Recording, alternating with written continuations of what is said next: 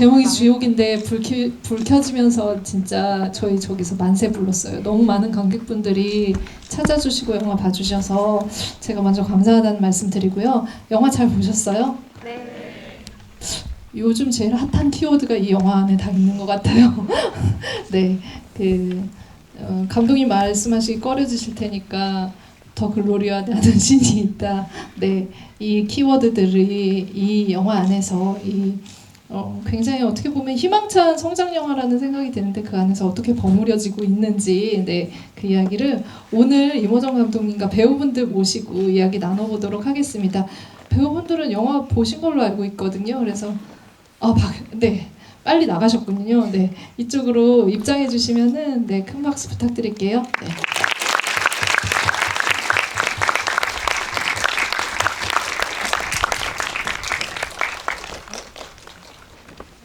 자리에 착석해 주세요. 네, 나오셨군요.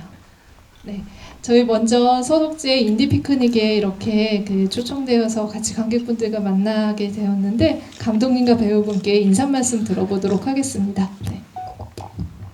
네, 안녕하세요. 저는 지옥만세를 연출한 이모정입니다. 오늘 추운 날씨에 와주셔서 너무 감사드립니다. 네, 안녕하세요. 저는 지옥만세에서 나미 역할을 맡았던 배우 오우리입니다. 네, 와주셔서 감사합니다. 안녕하세요. 선우 역할 맡은 배우 방효린입니다. 만나서 반갑습니다. 네, 채린 역할 맡았던 정이주라고 합니다. 감사합니다. 네. 정혜주 배우님 영화 지금 보신 거죠? 네. 네, 어떻게 보셨어요? 네. 효린 네. 배우도 같이. 효린 배우님한테 네. 물어볼까요? 네. 네. 두 분 모두의 따끈따끈한 감상평을. 네. 저 먼저 할까요? 알겠습니다. 네. 여러 번 보고 있는데요. 네. 오늘은 뭔가 매번 볼 때마다 다른 지점이 보이는데 네. 오늘은 명훈 선생님으로 나오신 성훈 배우님의 재밌는 모습이라고 할까요? 약간 네. 웃음 코드들이 좀 더 많이 보였던 것 같아요. 아무래도 처음 볼 때는 저도 이 두 인물에 많이 이입을 해서 봤는데 네. 보면 볼수록 그 주변 요소들에 많이 눈길이 가가지고요. 네. 맞습니다. 또 이렇게 전재준 캐릭터랑 같이 연기를 못 시키시는 분들도 있으신데 너무 다른 모습이셔서 어쨌든 다양한 인물들이 보면 볼수록 새롭게 보인다는 말씀을 네, 주셨습니다. 효린 배우님도 한 말씀. 네. 네, 저도 영화제나 이렇게 열릴 때마다 항상 다 봤는데요. 네. 오늘도 재밌었던 것 같아요. 오늘 뭔가 좀 편집이 바뀐 것 같던데 감독님. 감독님, 네, 말씀 부탁드릴게요. 네. 전혀 그렇지 않고 네. 1프레임도 안 바뀌었어요. 매번 볼 네, 때마다 부산 너무- 버전 그대로, 서독제 버전 네, 그대로. 너무 새로워서 항상 그렇게 느꼈던 것 같습니다. 알겠습니다. 네. 밖에서 오늘만 안 보신 거죠, 지금? 네. 네, 맞아요. 어떻게 오늘 어떤 마음으로 오셨는지. 저요? 네. 그동안 너무 많이 봤어서 밖에서 네. 있는 건 어떤 기분일까 하고 밖에서 봤는데 이렇게 많은 분들이 큰 영화관인지 몰라가지고 사실 지금 좀 쫄았습니다. 네, 알겠습니다. 박수 한번 세 분께. 네. 1초도 1프레임도 편집을 바꾸지 않은 이모정 감독님께 그런 마이크를 드리도록 하겠습니다. 일단 피해자가 가해자를 찾아 나서는 서사이고 굉장히 어떻게 보면은 피해자성이라고 해야 될까?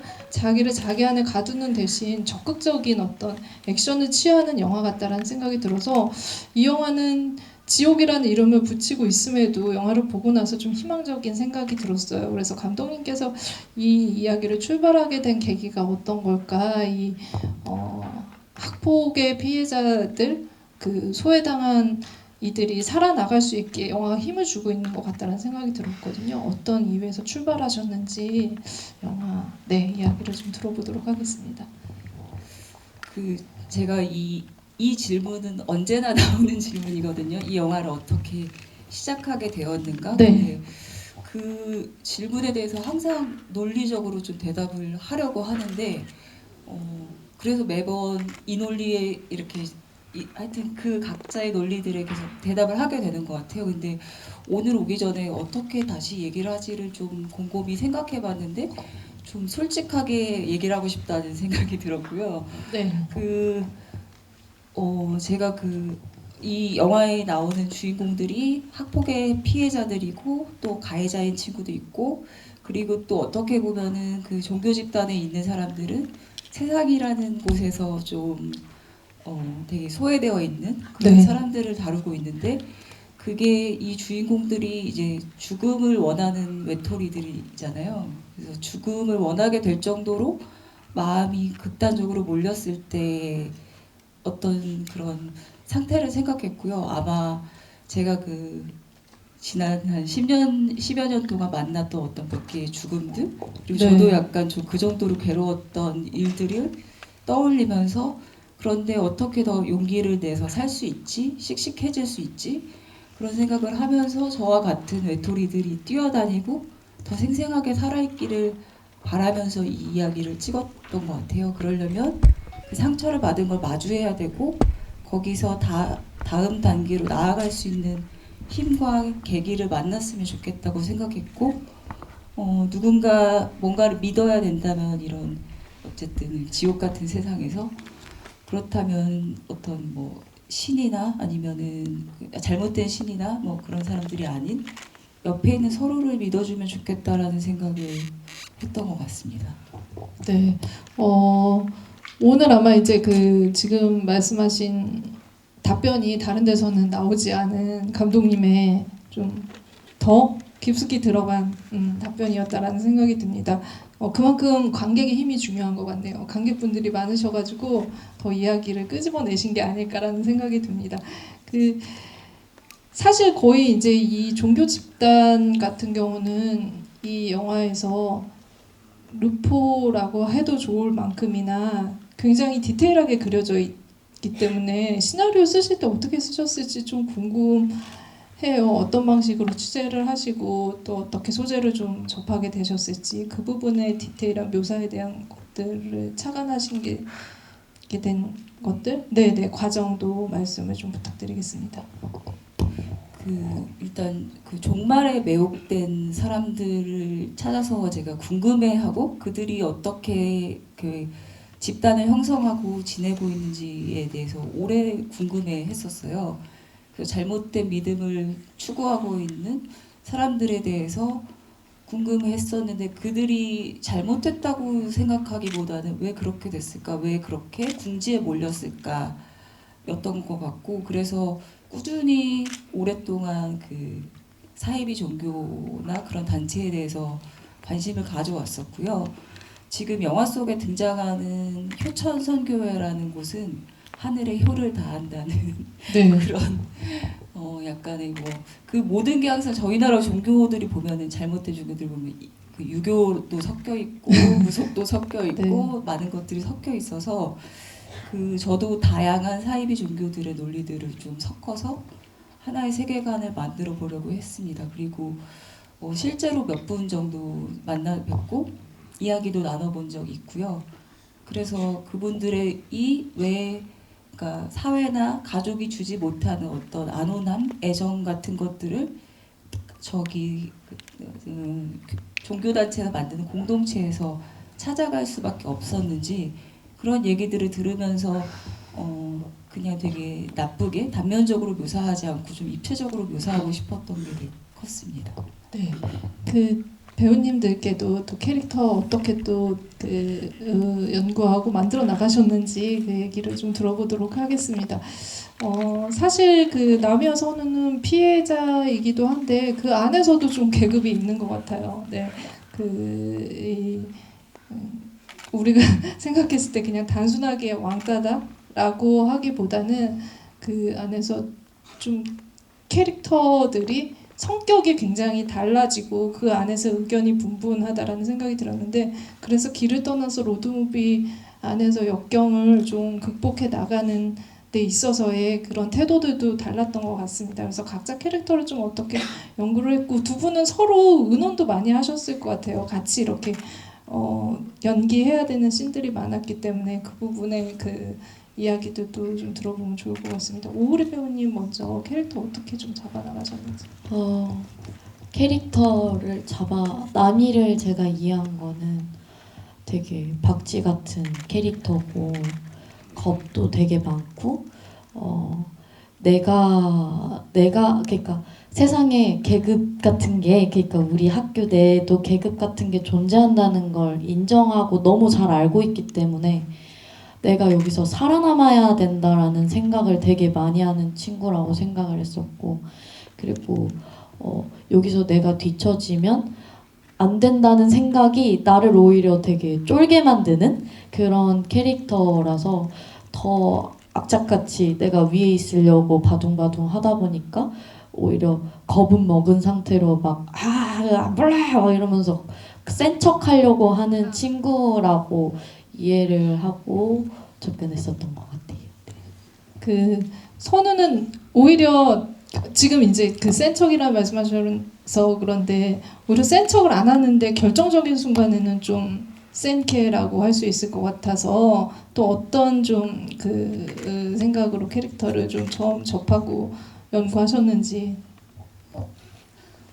저는 연기를 할 때 항상 캐릭터를 만날 때 저랑 비슷한 점을 가장 먼저 찾고 시작을 하는 것 같아요. 그래야지 뭔가 연기할 때도 편하고 이해를 할 수 있을 것 같아서 선우와 방효린이 가장 비슷한 점이 뭘까 계속해서 그거를 찾았고 근데 혼자 있는 거를 되게 익숙해하고 그리고 혼자 있을 때 공상하고 상상하고 막 이런 거를 제가 되게 좋아하는데 선우도 혼자 외로운 시간이 너무 많은 친구니까 막 그런 게 많지 않을까 막 거기서부터 시작을 했던 것 같고 나미는 제가 나미를 무서워할 거라고 생각하지만 저는 전혀 무섭지 않았고요.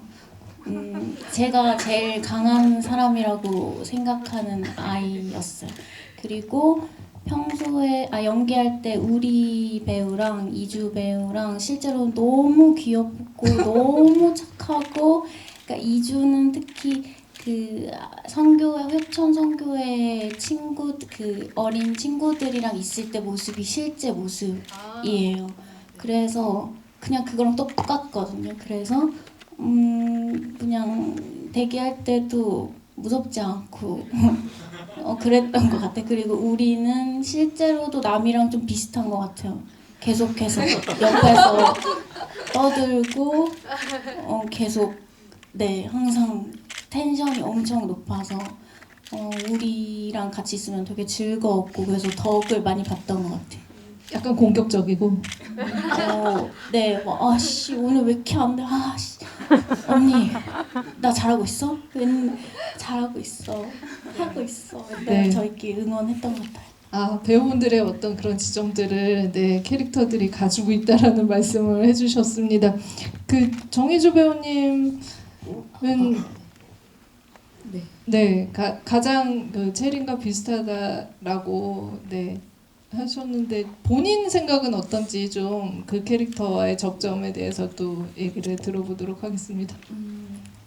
뭐 어쨌든 체린이는 명백한 가해자의 입장에 서 있기 때문에 제가 좀 뭐랄까요 연기 준비하면서 이 친구를 뭐 아껴주고 따뜻하게 감싸주며 연기를 하기는 조금 어려운 지점들이 많았던 것 같아요. 그래서 외부의 시선에서 체린이를 바라보는 편으로 준비를 많이 했거든요. 그래서 체린이를 잘 보면 목 끝까지 잠겨 있는 셔츠, 뭔가 답답한 듯 정갈한 이 풀뱅에 뭔가 차분한 까만 그런 머리라든지 핑크 가디건 이런 요소들이 있었던 것 같고요. 그리고 늘 나는 떨리지 않아, 난 너네가 무섭지 않아 하면서 생긋 웃는 그런 미소 이런 요소들을 통해서 좀 더 체린이를 잘 보여주려고 했던 것 같아요. 네. 그 약간 찔러도 피 한 방울 안 나요 것 맞아요. 같은. 네. 네.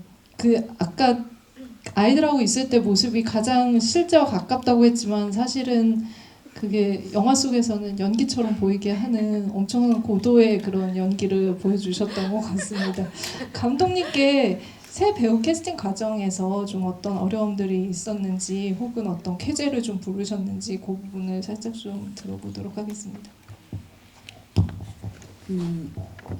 촬영을 앞두고 배우분들이 이제 확정된 거는 한 달 정도 전이었었고요. 그 전에 한 2달, 3달 정도를 계속 오디션을 했었고, 저희가 코로나가 제일 좀 힘들 때 영화를 준비하고 있어서 그때 이제 비대면으로 지원해주신 분들 중에서 찾아뵙고 만나 뵙고 해서 그 여러 명을 만났어요. 근데 이 세 분이 잘 조화롭게 남이선우 체린같이 그 계급 관계나 그 어색하고 또 뗀뗀하고 이런 것들이 다 같이 보여야 되는 입장들이어서 다른 분들보다도 이 세 분의 조합이 딱 잘 맞는다고 생각해서 너무 좋았고요. 일단 오우리 배우님 같은 경우 너무 제가 단편 영화에서 보면서 일단 팬이었던 배우셨고 연기를 너무 나미스럽게 잘 해주셔서 저 사람 안에 나미가 있다. 저건 확실하다라는 생각이 좀 들었고요. 효린 배우님 같은 경우는 처음 사실은 뵀었는데 원래 활동을 많이 하셨는데도 제가 못 봤었어요. 근데 오디션 보는 내내 그 체린 역할도 하셨고 그리고 선우 역할도 같이 봤는데 그 연기마다 저희 그 오디션에 들어갔던 친구들이랑 저랑 같이 눈물이 날 정도로 연기를 잘 하셔가지고 뭔가 약간 지나가다가 되게 그 돈 주신 것 같은 느낌? 보석을 아무도 안 쓴 네, 그런 땡 잡았다 이 느낌이었고요. 그리고 이주 배우님 체린이가 정말 어려웠어요. 체린이가 이 캐릭터가 자칫 되게 그 저희가 알고 있는 상투적인 느낌으로 접근할 수도 있고 너무나 많은 경우의 수가 다양한데 관객분들이나 특히 남이선우가 이 친구를 볼 때 어떻게 보여야 될까였고 체린이는 그렇게 여러 명들을 보다가 정희주 배우님을 좀 오디션 후반부에 만났는데 이주 배우님이 되게 눈동자가 까맣고 네. 살짝 텅 비어 있는 것 같은 느낌이 들 때가 있어요. 그래서 되게 맑다고 생각하면 엄청 맑고 뭔가 거기가 공허하다고 생각하면 공허하다고 느낄 수 있는 그 두 개의 지점을 다 가지고 있어서 그 두 개를 되게 반사면처럼 잘 활용할 수 있는 배우님이실 것 같다. 그리고 전형적이지 않은 게 너무 좋다. 그렇지만 이주 배우님 말씀드렸던 것처럼 굉장히 사실은 선우에 가까운 캐릭터이기 때문에 본인이 너무 힘들으셨을 거고 하지만 그래도 끝까지 너무 잘 해주셔서 네. 네. 아마 이제 나미와 체린이 붙는 씬이라고 할 수도 있을 것 같은데 그 장면 안에서 연기를 어떻게 하셨는지 좀 연기 장면의 디테일을 좀 말씀을 해주시면 좋을 것 같다는 생각이 드는데요. 칼 들고 서로 네 연기를 하는 그 장면에서 어떻게 좀 실제로 어떻게 좀 그 현장에서 어떤 긴장감이 있었는지. 칼과 젤리랑 네. 칼하면 젤리. 네. 사실 뭐 어마어마한 긴장감은 없었고요. 저희가 아무래도 사이가 원만하다 보니 실제 현장에서는 꽤 원만했던 것 같은데요. 더 현실적인 얘기를 해보자면 그때 이제 꽤 다급했어요. 해가 막 지고 있었거든요. 그래서 촬영 네, 조건이 네. 그렇죠. 그래서 그런 마음으로 저희도 더 막 절실하게 저는 사과를 했던 것 같고 더 절실하게 죽이고 싶지만 너무 무서운 그런 마음을 표현을 열심히 해보려고 했던 것 같아요. 네. 저도 좀 많이 완만해가지고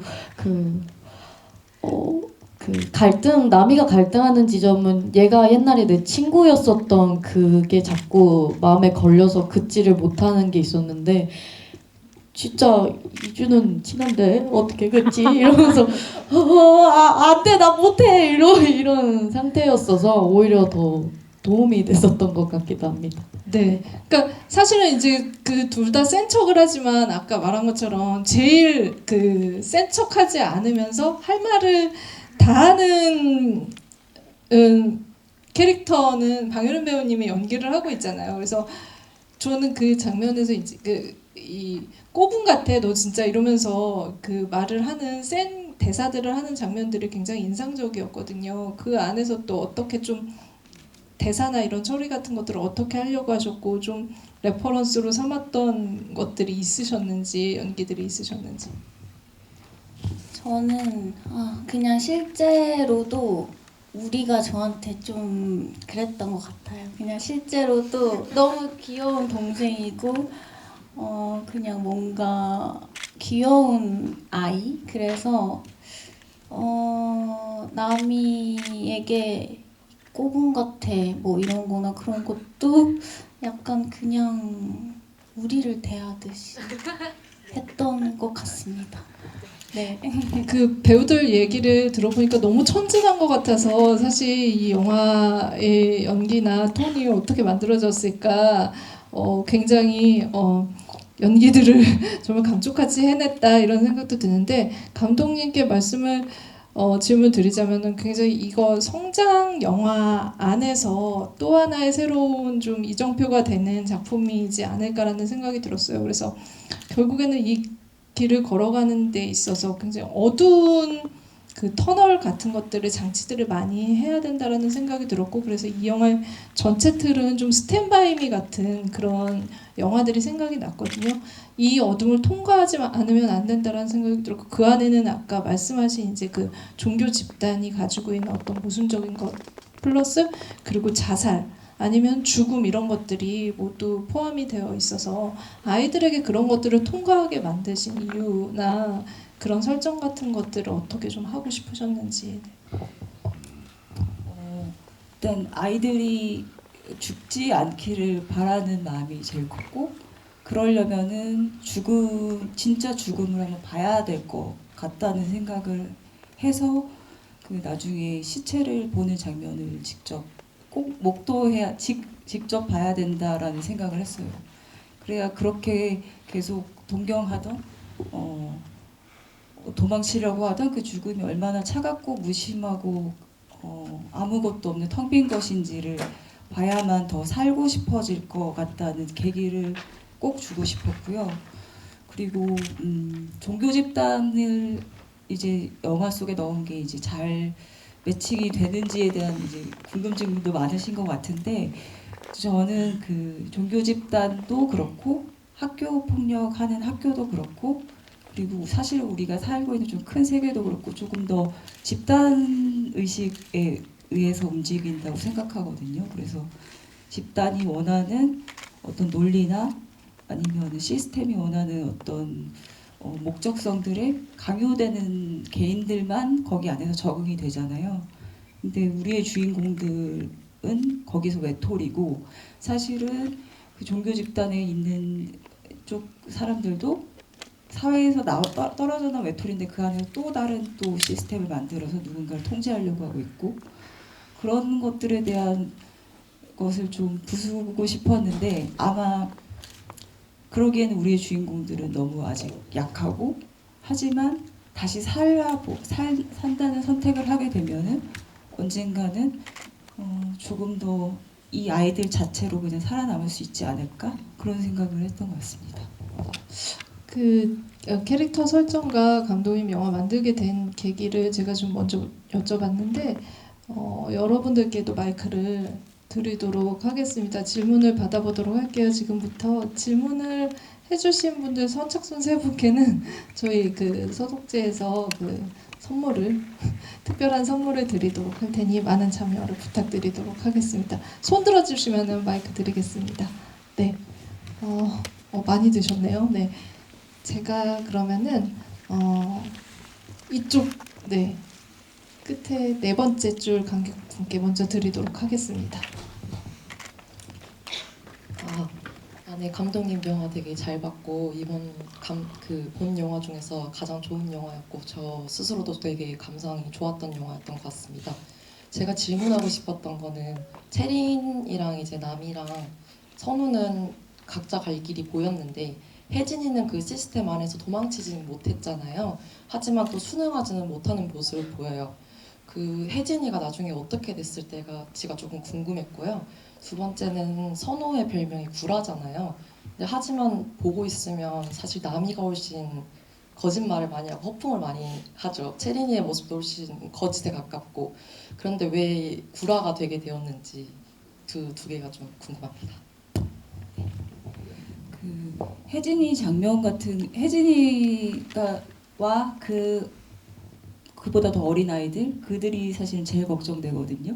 그리고 시나리오에서도 있었고 영화 속에서도 사실은 찍긴 했어요. 그 뒤에 후일담처럼. 근데 그게 이 두 명, 세 명의 관계성에 좀 방해가 되는 것 같아가지고 일단 삭제를 하긴 했는데 그 선우가 남겨놓은 핸드폰을 혜진이가 결국에는 가지게 된다는 설정이거든요. 그래서 그 핸드폰으로 이 집단에서 계속 막아왔던 외부와의 소통, 즉 뭐 인터넷이나 이런 걸로 사이비를 검색해 보는 장면이 있고 선우가 들려주고 싶어했던 오핑의 노래를 듣고 있는 것으로 이제 혜진이는 다른 가능성을 두고 이제 끝나는 장면이 원래 있었습니다. 그리고 황구라라고 하는 것은 본인이 실제로 거짓말을 해서 그런 별명이 붙지 않는다고 생각해요. 그 저희 어렸을 때 누군가 놀릴 때 막 진짜 아무런 맥락 없는 별명들을 많이 갖다 붙이잖아요. 근데 사람들이 특히 체린이나 나미가 이 영화에서 그런 시점을 담당하고 있는데 선우를 자기가 보고 싶은 대로 계속 보거든요. 피해자, 왕따, 뭐 소심한 애, 제 힘도 없는 애 이런 식으로 자기의 시선을 계속 씌우면서 그게 이제 뒤집어질 때 계속 뭔가 거짓말했어? 너 왜 엄마 아빠 없다고 했어? 이렇게 얘기하는 것처럼 남들이 그냥 거짓된 모습으로 잘못된 방향으로 이 아이를 봐서 그렇게 붙인 별명이지 실제로 말씀하셨던 것처럼 선우는 가장 솔직한 아이라고 생각합니다. 네. 네. 또 다른 질문을 받아보도록 하겠습니다. 이번에는 제가 선정하지 않고 감독님께 한번 드릴게요. 네. 어느 분께 질문 권한을 드릴까요? 그러면 네. 맨 먼저 눈에 띄셔가지고 네. 끝에서 세 번째 회색 후드티 입으신 아, 네. 네. 아, 네. 영화 잘 봤습니다. 저 감독님께 질문 드리고 싶은데요. 사실 저는 영화에서 제일 인상 깊었던 게 그 물리적인 어떤 폭력, 그 복수를 하려고 계속해서 시도를 하는데 결국에는 그게 실패를 하는 쪽으로 이야기가 흐르는 게 좀 인상 깊었습니다. 요즘 영화들이나 드라마에서 보면 어떤 폭력에 대해서 단죄를 하거나 복수를 하는 이야기들이 굉장히 많은데 그런 쪽으로 이야기가 흐르지 않은 것에 어떤 감독님의 의도가 있으신지 궁금하고요. 요즘에 있는 그런 복수라든지 단죄라는 키워드에 대해서 감독님이 갖고 계신 생각이 있으신지 궁금합니다. 네. 이 아이들이 일단 아이들이라는 게 되게 컸던 것 같아요. 그 미성년자인 것이고 그리고 이미 그런 폭력에 어쨌든 서로가 서로를 생채기를 냈던 관계이기 때문에 그 폭력의 장면을 노골적으로 드러내거나 이 아이들이 그걸 추구할 수 있을 거라고 사실 생각을 잘 못했던 것 같아요. 그리고 최선을 다해서 복수를 하고 싶지만 그게 결국에는 기스라는 고작 그 생채기 낸다는 말이잖아요. 그것도 어떻게 할 건데 선우가 물어보면 나미가 하는 건 그냥 그 옆에 있는 애들을 어떻게 하면 되는 거 아니야? 그러니까 몰라요.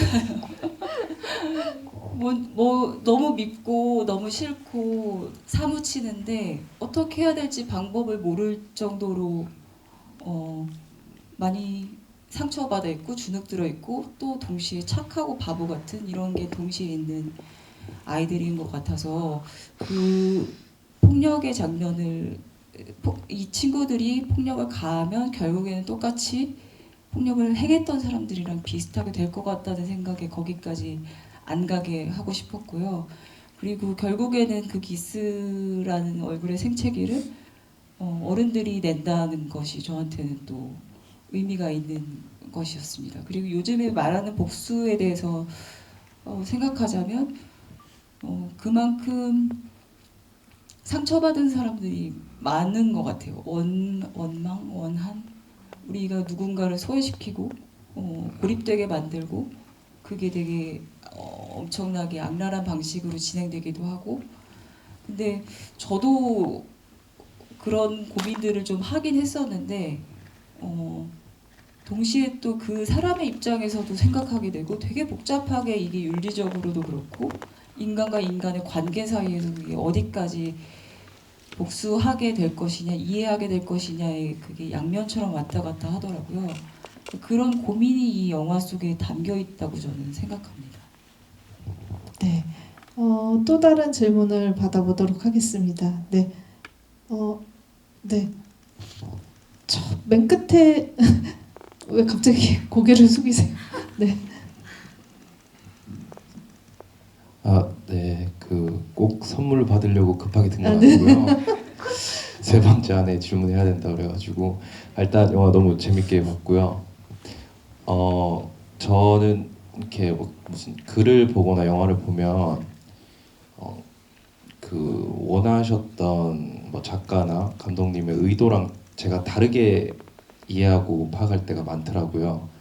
근데 그거는 개인의 자유라 생각하지만 어쨌든 이 영화를 본 관객들에게 감독님이 명확히 전하고 싶은 메시지나 아니면 어떤 생각을 했으면 좋겠다라는 걸 그 내용이 감독님의 생각이 좀 궁금했어요. 네. 네,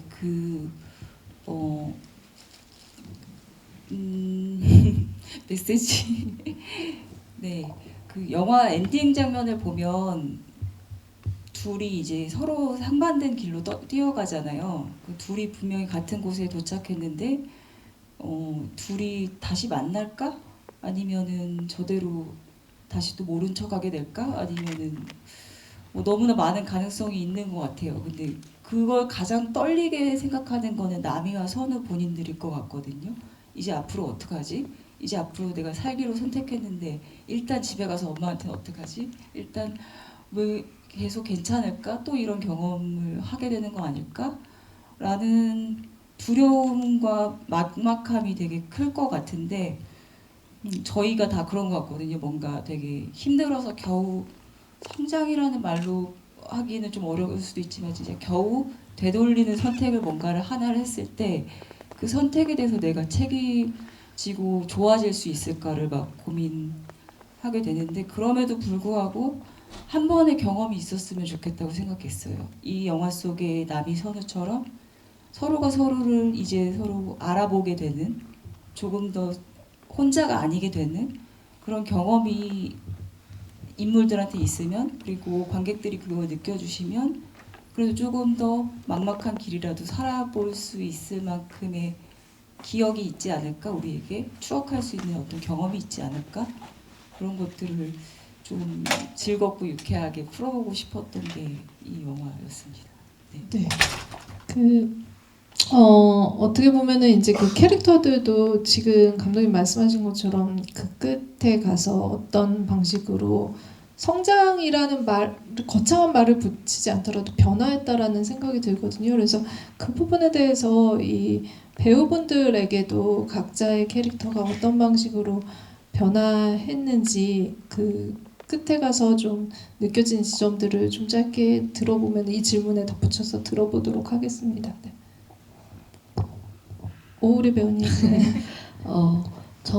제가 생각하는 건 나미의 가장 약점이 어쩌면 자기가 계급을 나눠서 비교하고 있기 때문에 스스로 더 약해지는 거라고 생각하는데, 선우는 정말 밑바닥이야 라고 생각했던 아이였는데 이 친구가 나보다 강한 부분이 있고 이 친구와 내가 무시하는 나를 깨달았고 그리고 이 친구를 정말로 친구가 되고 싶은 마음이 든 순간부터 남이한테는 뭔가 계급 그런 게 중요한 게 아니라 정말 마음이 통할 수 있고 같이 있으면 즐거울 친구를 만나게 된 것이라고 생각하는데 그거를 그런 친구를 만나게 된 것과 뭔가 자기 안에 있는 그런 것들을 조금은 깨부순 상황이 아니었을까라는 생각이 들었어요.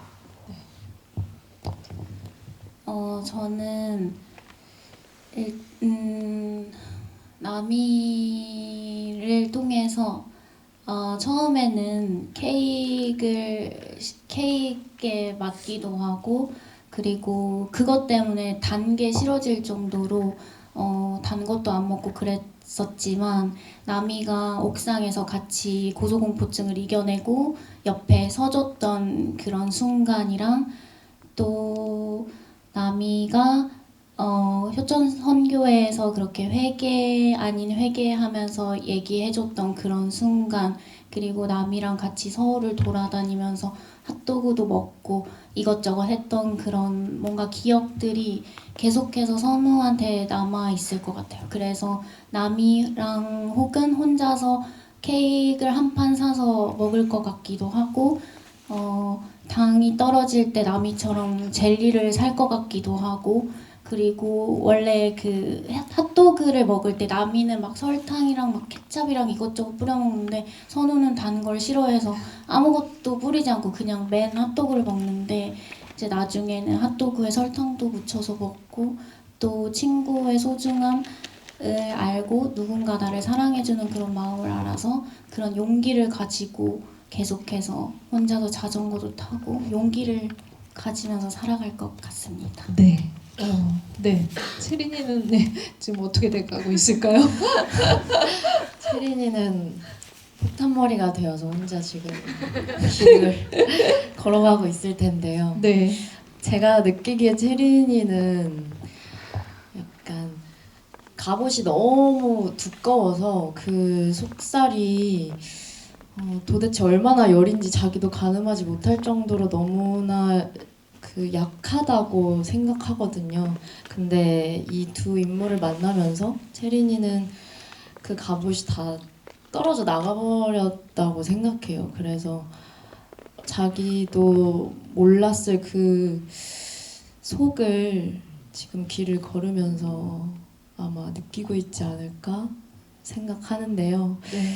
그래도 저 또한 채린이가 죽지는 않았으면 하는 마음이 큰 것 같습니다. 네.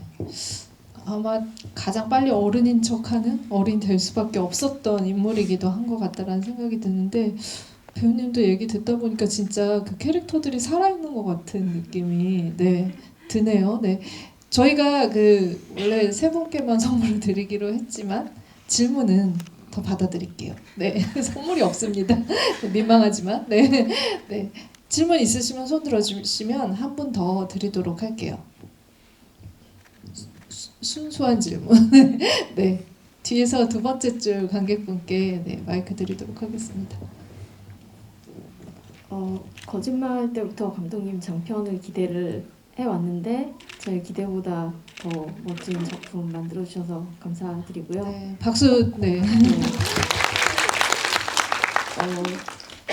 저는 이 영화의 결말을 제가 받아들였을 때는 사실 학폭이라는 소재는 아까도 잠깐 얘기가 나왔지만 뭐 복수 아니면 뭐 용서 두 가지 선택지로 되게 얄팍하게 그려지는 경우가 많은데 이 영화 같은 경우에는 결말에서 사실 가해자를 용서하지 않고 구원하는 결말을 보여주셨다라고 저는 느꼈거든요. 근데 그러면서 이제 피해자들한테는 그 남이나 선우는 그로 인해서 이제 가해자를 스스로 그들이 구원을 해주면서 그들 스스로는 피해자라는 틀 안에서 해방될 수 있었고 또 그 체린이 같은 경우에 헛된 구원을 찾던 체린이는 어떻게 보면 진정한 구원을 받을 수 있었던 결말, 되게 위대한 결말이라고 느꼈는데 이 영화를 구상하시면서 처음부터 결말을 좀 정해놓고 그 글을 쓰셨는지 아니면 쓰다가 많이 바뀌셨는지 어떤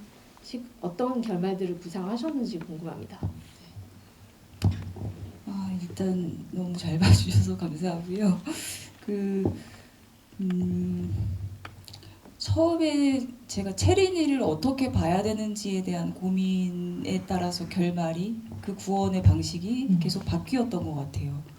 그리고 처음에는 이 두 주인공들을 위해서 어떤 통쾌함 그런 것들을 주기 위해서 체린이가 한쪽으로 그냥 좀 안 좋은 완전히 그 타고나게 나쁜 아이, 그러니까 복수해야 마땅한 아이, 벌받아야 마땅한 아이. 물론 뭐 지금도 그렇지만 본성 자체가 그런 친구로 묘사를 하기도 했었고, 그게 뒤섞여 있는 것들의 비중이 계속 왔다 갔다 하면서 그때마다 이들의 태도와 복수들이 달라졌던 것 같은데요.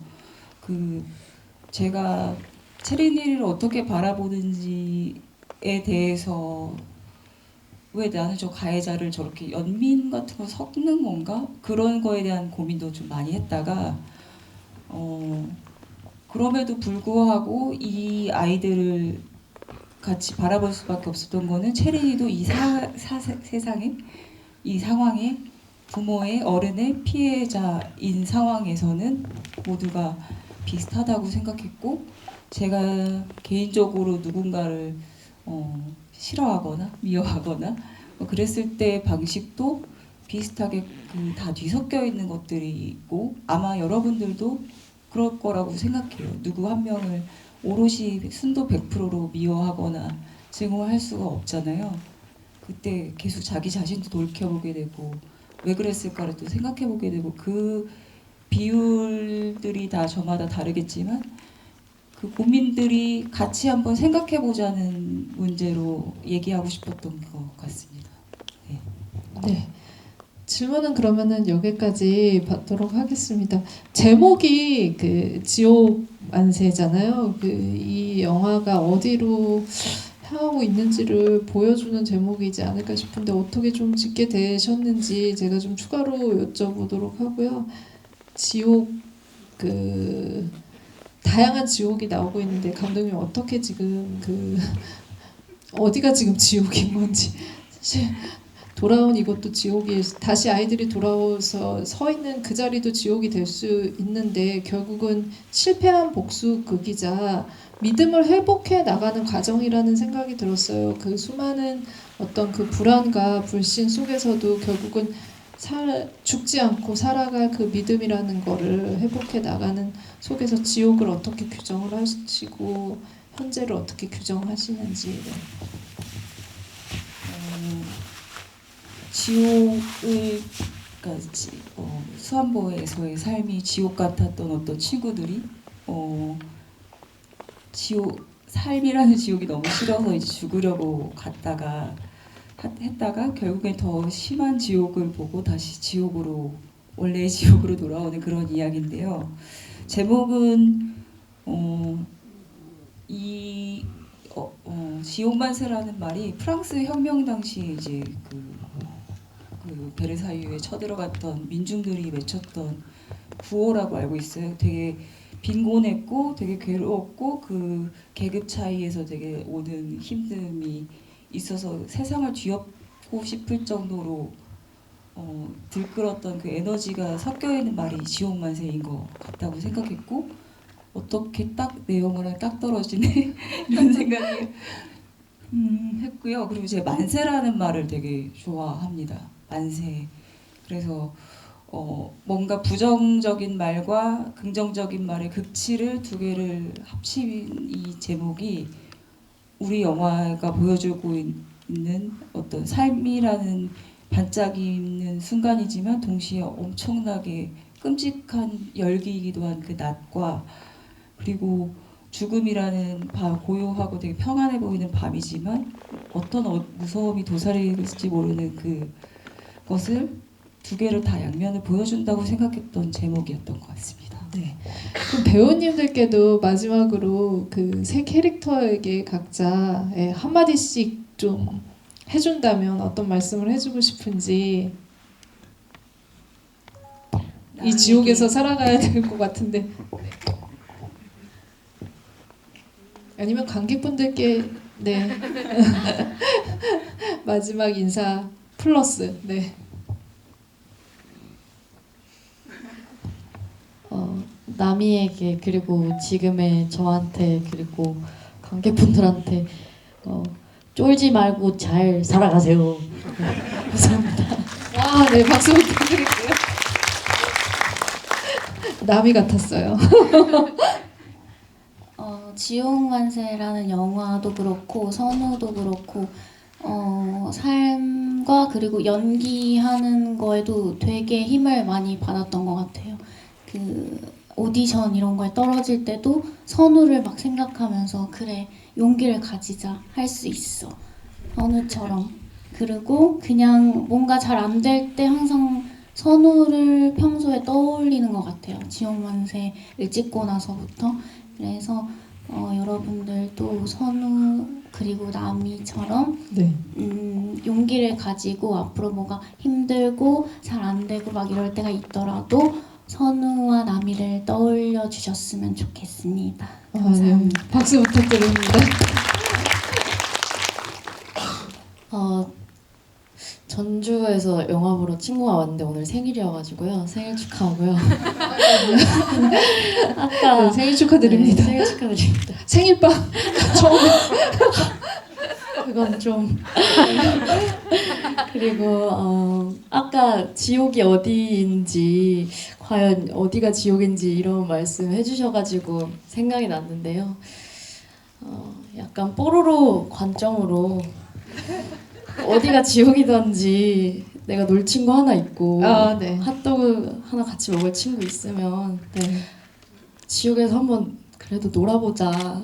너가 있으면 괜찮지 않나 하는 생각으로 잘 죽지 않았으면 좋겠습니다. 네, 와주셔서 감사합니다. 와, 박수 부탁드립니다. 이 감독님 아까 그 약간 시나리오 쓰실 때 고충 말씀하신 게 내가 너무 이제 악인을 좀 이렇게 연민을 가지는 게 아닐까 그 고민하셨다고 하셨는데 진짜 이 영화 보고 나면은 이 영화에 있는 모든 사람들이 좀 이해되는 지점들이 있잖아요. 채린뿐만이 아니라 다른 어른들마저도. 그래서 너무 함정에 빠지지 마시고 그러나 감독님의 따뜻한 시선으로 만든 굉장히 따뜻한 복수극이라는